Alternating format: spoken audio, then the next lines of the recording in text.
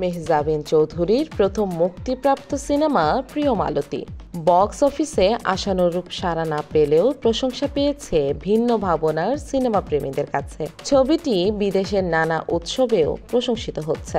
এবার লন্ডন বাঙালি চলচ্চিত্র উৎসবের ৮ম আসরে দর্শক পুরস্কার অর্জন করেছে সিনেমাটি।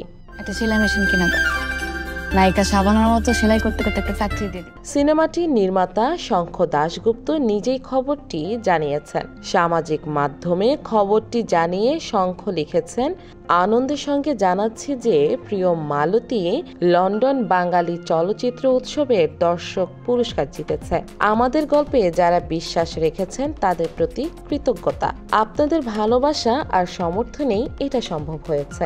চলুন আরো এমন গল্প তৈরি করি যা সীমানার গণ্ডি পেরিয়ে মানুষের হৃদয়কে যুক্ত করে। লন্ডন বাঙালি চলচ্চিত্র উৎসব গত ২২ থেকে ২৭ এপ্রিল পর্যন্ত অনুষ্ঠিত হয়। এই উৎসবে প্রিয় মালতী দর্শকদের কাছ থেকে দারুণ সাড়া পায়।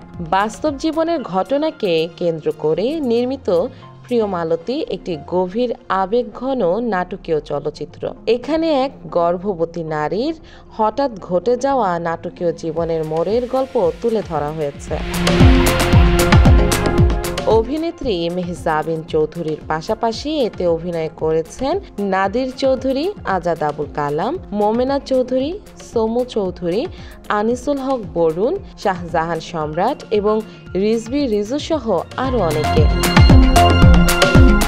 গত বছরের ২২ এপ্রিল বারবিকান সিনেমায় উৎসবের উদ্বোধনী অনুষ্ঠানে ছবিটি প্রদর্শিত হয়। এছাড়া কায়রো আন্তর্জাতিক চলচ্চিত্র উৎসব ও ভারতের গোয়া আন্তর্জাতিক চলচ্চিত্র উৎসবে অফিসিয়ালি প্রদর্শিত হয়। গত ডিসেম্বরে ঢাকা চলচ্চিত্র উৎসবে বাংলাদেশ প্যানোরামা সেকশনে সেরা সিনেমার পুরস্কার পায় প্রিয় মালতী।